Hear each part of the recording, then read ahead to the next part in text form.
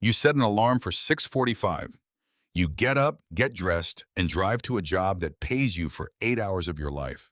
Somewhere else, an apartment you'll never see collects rent for someone. A stock you've never heard of ticks up 0.5%, and a person you'll never meet gets a little richer without lifting a finger. That's the gap. It was never about how hard you work. It's about what's working while you don't. The problem isn't your effort. Your effort is fine. The problem is that your money has never had a job of its own. Warren Buffett has said it plainly in more than one shareholder letter and interview over the years. If you don't find a way to make money while you sleep, you will work until you die. It sounds almost cruel. It isn't. It's just arithmetic. There are only 24 hours in your day, and your income is capped by how many of those hours you're willing to trade. But money, once it's positioned correctly, doesn't sleep, doesn't get tired, and doesn't need a vacation. It just keeps producing. So what does position correctly actually mean? This is where Robert Kiyosaki's Rich Dad, Poor Dad drew a line that most people never learned in school. An asset, he wrote, is anything that puts money into your pocket whether you show up or not. A liability is anything that takes money out. Most people, he argued, spend their whole lives buying liabilities and calling them assets. A car, a bigger house, a watch. None of it pays you back. It just sits there quietly losing value, waiting for you to work another shift to afford its upkeep. The rich do something almost boring by comparison. They buy things that pay them. Rental units, dividend-paying shares, royalties, small stakes in businesses they don't personally run. None of it looks exciting on a Tuesday afternoon. But compounded over years, it adds up to something that looks from the outside like magic. It isn't magic. It's math, and it's been measured. Thomas Stanley and William Danko spent years studying actual millionaires for their book, The Millionaire Next Door, and what they found surprised almost everyone. Most millionaires didn't get there from a huge salary. Many of them lived in modest homes and drove ordinary cars. What they had in common was that they consistently redirected money into assets and then left it alone long enough to grow. Their wealth wasn't built by what they earned. It was built by what they owned. Let's make this concrete. Picture two people, both 25, both earning the same salary. One of them saves $10,000 and lets it sit in a checking account, feeling responsible for not spending it.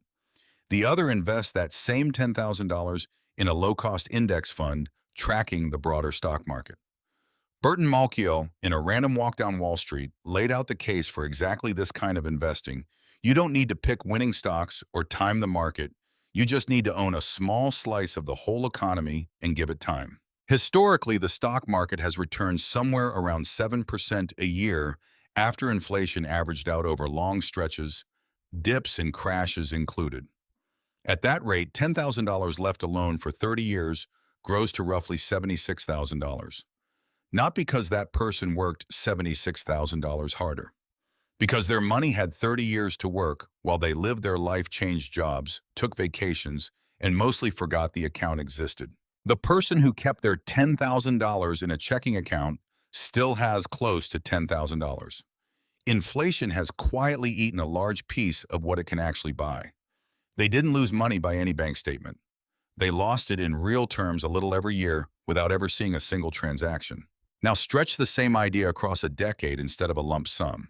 Say you set aside $200 a month starting at 25, and you never increase it, never touch it. Just let it land in the same index fund every payday. By 65 at that same rough 7%, you're sitting on more than $500,000. Delay that decision by just 10 years, start at 35 instead of 25, and the final number roughly cuts in half, even though you only skipped 10 out of 40 years of contributions. The math isn't gentle about time. It rewards the years you started early far more than the dollars you added later. This is why the rich treat time itself as an asset, not just money. A 50-year-old with $1 million and a 25-year-old with $10,000 are not as far apart as they look, because one of them still has decades left for compounding to do the heavy lifting. Real estate follows the same logic, just wearing a different outfit. A rental property doesn't only appreciate in value over time, it also pays its owner every single month, whether or not that owner ever visits the building, fixes a leaky faucet, or even remembers the tenant's name. The mortgage slowly gets paid down by someone else's rent check, not the owner's paycheck. 20 years later, the owner holds a fully paid asset that has been quietly working an overnight shift every night for 2 decades straight. Here's the twist. Most people never sit with. Working harder at your job can actually make this gap worse, not better. A raise pushes you into a higher tax bracket on that additional income. A promotion often comes with a longer commute, more stress, less time. And this is the part that stings: less time left over to think about where your money goes. You end up with more income in the exact same habit of trading hours for dollars, just at a slightly better rate. You're still the asset. Your money is still sitting there unemployed. There's a second, quieter version of this trap. Most raises get absorbed almost instantly by a slightly nicer apartment, a slightly newer car, a slightly better version of the same life. Income goes up. Ownership stays exactly where it was. You can spend an entire career getting promoted, earning more every single year, and still retire with almost nothing working on your behalf because every extra dollar was assigned a job the moment it arrived, and none of those jobs were "grow while I sleep." So why doesn't everyone just start investing the moment they understand this? Daniel Kahneman's prospect theory offers a blunt answer. His research alongside Amos Tversky's showed that humans feel the pain of a potential loss roughly twice as intensely as the pleasure of an equivalent gain. That means watching your investment dip 5% in a bad month feels far worse than a 5% gain feels good. So people pull back. They keep cash instead where it feels safe, even while inflation is guaranteed to erode it. The fear of a visible short-term loss quietly outweighs the certainty of a slow, invisible one. This is the real reason most people never make their money work. It isn't a lack of access, and increasingly it isn't a lack of information either.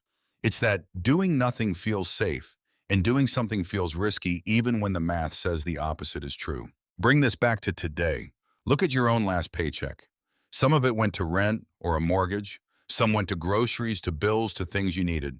But ask yourself honestly how much of it went somewhere that will still be paying you back 10 years from now. For most people, the answer is close to nothing. Every dollar did its job once, and then it was gone, the same way every hour at work does its job once and is gone. This isn't an argument for depriving yourself or treating every purchase like a moral failure. It's simpler than that. It's a question of ratio. Out of everything that landed in your account this month, what percentage was hired to keep working after payday, and what percentage clocked out the moment you spent it? The rich don't necessarily spend less than everyone else. They just consistently protect a slice of every paycheck from ever being spent at all, and send that slice somewhere it can keep earning. The rich didn't discover a secret account or a hidden loophole. They simply refused to let every dollar work only once. A dollar spent on a stock buys a small permanent claim on a company's future profits.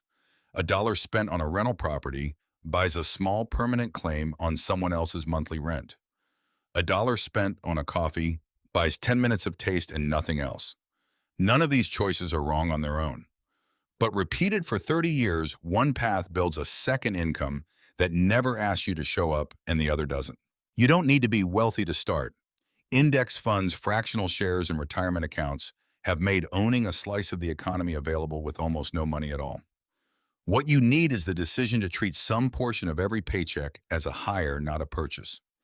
You are in effect employing your money and giving it a job. Sit here in this account, in this fund, and multiply while I'm at work, while I'm asleep, while I'm not thinking about you at all. Tomorrow, your alarm will go off again at 6:45. You'll get up, get dressed, and go trade another day for a paycheck. That part won't change right away, and it doesn't need to. But somewhere in that same 24 hours, if you've positioned even a small piece of your money correctly, something else will be happening without you. A dividend will post. A fund will compound. A small, quiet claim on the future will grow a little larger. And for the first time while you sleep, your money will finally be the one doing the work.